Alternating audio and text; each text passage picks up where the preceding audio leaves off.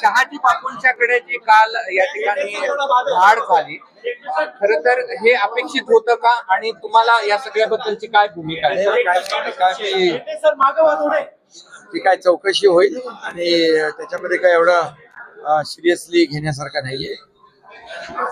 रात्री तुम्ही एकत्र हॉटेलमध्ये होते, काही संवाद झाला, भेट झाली? मुख्यमंत्री मी उपमुख्यमंत्री अगोदर आलो होतो आणि मुख्यमंत्री महोदय नंतर आले होते आणि इथं एकत्र पैठणमध्ये सभा होत्या.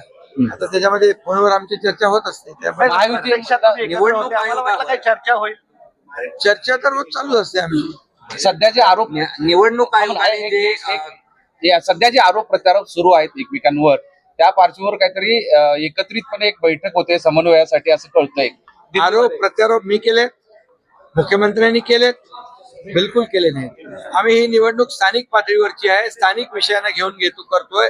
स्थानिक विषयांचा विषय जो त्या ठिकाणी आहे, स्थानिक समस्या आहे, स्थानिक प्रश्न आहे. ही स्थानिक प्रश्नावरची निवडणूक आहे, ही कार्यकर्त्यांची निवडणूक आहे. त्यामुळे इथं राजकीय भाषण करणं काही त्याची आवश्यकता नाही.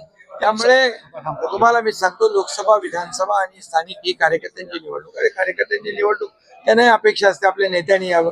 त्यामुळे आम्ही प्रचार करतोय, डेव्हलपमेंटवर प्रचार करतोय. निवडणूक आयोगाने जे निवडणुका रद्द केल्या त्याविषयी मुख्यमंत्र्यांनी खंत व्यक्त केली आणि हा निर्णय थेट चुकीचा आहे असं म्हटलं. खरं म्हणजे एकदा निवडणूक प्रक्रिया सुरू झाली, ती सगळी प्रोसेस कंप्लीट झाली, त्यानंतर निवडणुका कधी थांबवल्या जात नाहीत. परंतु यावेळेस निवडणुका त्या ठिकाणी थांबवल्या गेल्या. हे मला वाटतं मी पूर्ण माहिती घेऊन यावर बोलेन. परंतु निवडणुकीची प्रक्रिया पूर्ण झाल्यानंतर कधी निवडणूक अशा प्रकारे थांबवली जात नाही.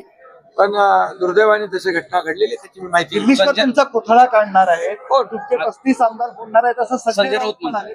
अमित शहा पुतळा काढणार. त्यांच्या तब्येतीला शुभेच्छा देतो.